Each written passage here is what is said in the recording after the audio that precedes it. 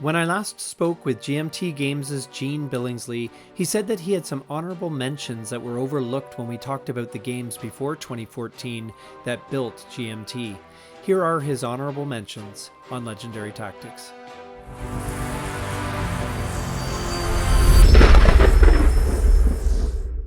So since you gave me some leeway with this last segment or two segments or how many we're going to do here, I want to go back. I know we're supposed to start in 2013 and go to 2025, but I have five games that happened in the late 2000s up to 2012 that I want to mention because they're definitely important. And I talk about this in terms like last time, where either they brought us a designer or design team, or they brought some innovation to the hobby, or they brought a new type of game to GMT, something like that. And all of these share, one of those.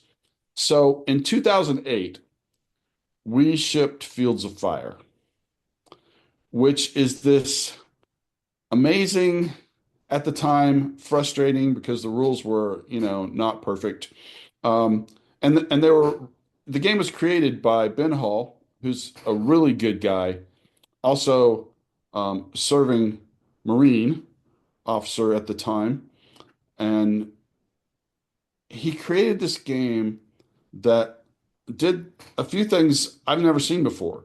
The solitaire system where you command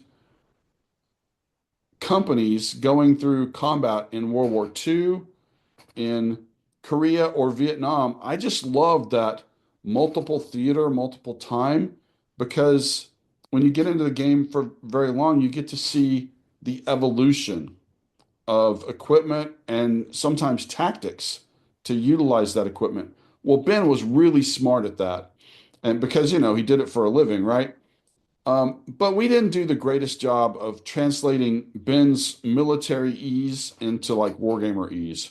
So we had a lot of questions over the years. It was always seen as a very innovative game, and it continued to solidify GMT as a company that is committed to doing solitaire games, I think, in our customers' minds. But it wasn't until this year, actually. I mean, we've been working on it for 3 or 4 years now, but this year we put out the deluxe edition of Fields of Fire. And just, I should say this, but Gene's opinion as a player who loves World War II games, who loves to play solitaire games, it is a masterpiece. The development team put took Ben's system and like brought it home. The fact that this game got done to the level that it is now, which I'm super happy with, is Colin and Andrew, the developers. Jason Carr kind of helped put that deal together with me and with Ben several years ago. And these guys have been deep diving into Fields of Fire now for I think 4 years.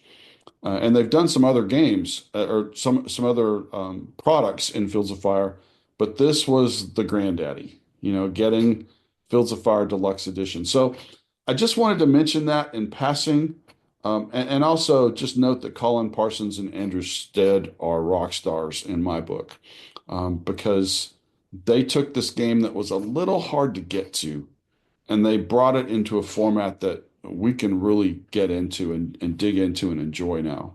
And I think that's going to bless, thousands and thousands of players over the years. So thanks to those guys. All right, that was 2008. I'm jumping to 2010. There were two big games in 2010. The first was Dominant Species.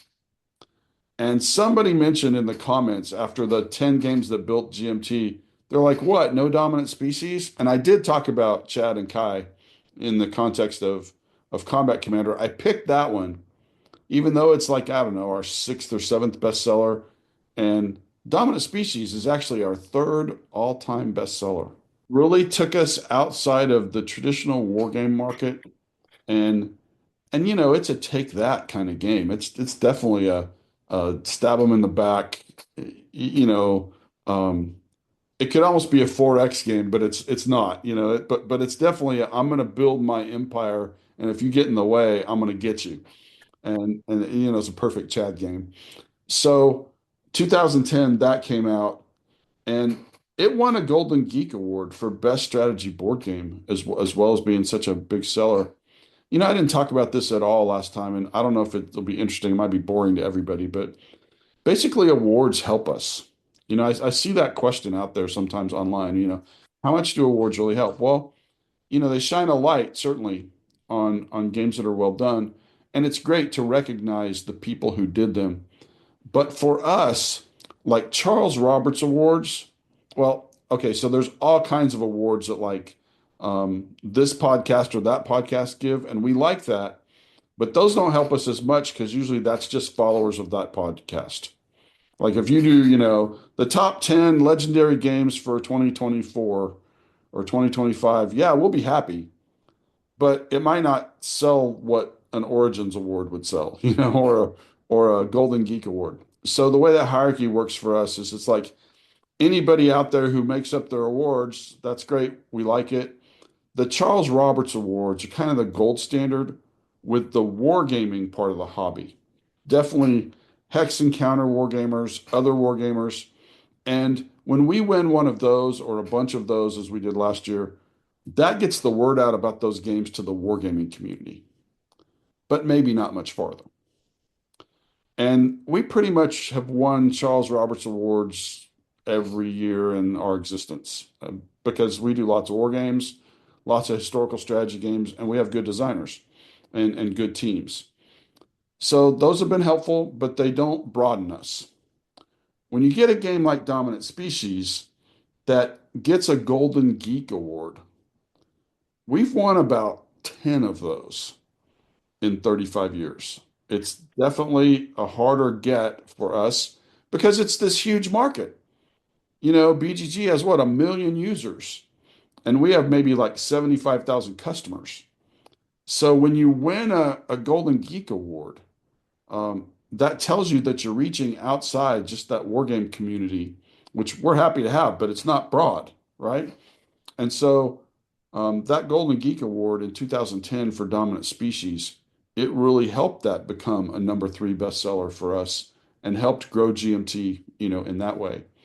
And then you have the Origins Awards, and um, like we won a couple of awards last year for Twilight Struggle from Origins as like a Hall of Fame sort of thing. The Twilight Struggle last year uh, won Hall of Fame designation from both Origins, which is probably the biggest and most coveted award. I think we've won about 5 of those in our history. SPQR won some, and I think 3 Days of Gettysburg and Twilight Struggle, and that's about it. I may have missed one.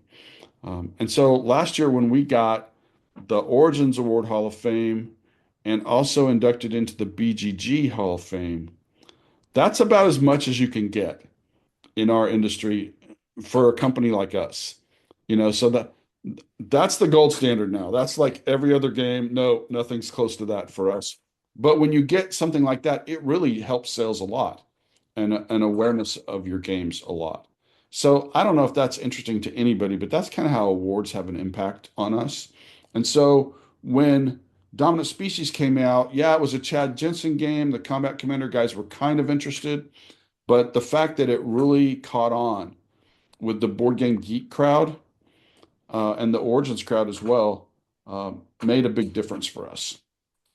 Also in 2010, we put out a game called Washington's War, which was Mark Herman's remake of We the People. We the People was the beginning of card-driven games. And this was Mark's update to it, and it's become one of our best sellers. It's definitely in the top 25 in just, a little over a decade. Still the game that if I had to introduce somebody to a CDG, I would use Washington's War because you can play in 2 hours. It's super thematic. The mechanics are Go, where you're surrounding things. And so it feels like a war game, but in a way it doesn't because it feels like an area control game. And then you get all this education from the cards and how they come in and all the chaos of card-driven games where you don't know what's coming next. So that was a big deal to us because it brought a property that had started with Avalon Hill into the GMT universe. I mean, it didn't have to bring us Mark Herman. Mark Herman had done a lot of games for us by then, but it was cool, and it still is, to have an updated version of the game that started it all. We couldn't use the title. I mean, we've got permission, for all the right permissions to do this game, but we couldn't use the title, We the People. So that's why it's called Washington's War. So that was a big seller for us in 2010, and we've reprinted it a couple times. It also won a Golden Geek Award, which, that helps to broaden, as I said earlier. Um, the next one, let's jump ahead to 2012, and this brought us a designer who I love this guy. Jim Crone designed this game called Space Empires 4X. And this is like a Space Odyssey meets a war game. It's a wargamer space game. And I love it because it's hex based, it's all kinds of combat planning, but mostly moving and fighting. And so it caught on with both the wargamer part of our market and a little bit with the broader market that at that time we didn't have a very big uh, group of customers that played space games. Now we have a lot of customers that play space games. And one of the reasons is because of Space Empires 4X. And so Jim did that for us in 2012, and it spawned a couple of boxed expansions. It's one of our top sellers. I think it's our number 12 all-time top seller, which means, tens of thousands of games sold. So that's helpful, right? But it but in terms of how it built GMT, A, it brought us Jim. B, it really set us off into the space game genre. And players are coming in and saying, "Oh, wow, GMT does space games." Well, since then we've added several others. And we'll talk about Space Corp a little bit later. But this was the beginning, and you probably noticed we just shipped reprints of all these games, of all the Space Empire series, including Jim's final version, which is brand new, which is called All Good Things. That's the fourth game that puts them all together, and every one of those lets you mix and match the the new capabilities that each of those games brings, so you can customize how you play Space Empires, and I love that about it. Jim also did Talon, and that's a tactical level game. I think we're going to see some more of those at some point, especially now that he's kind of wrapped up the space opera of Space Empires. Then the next game from 2012 was Next War Korea.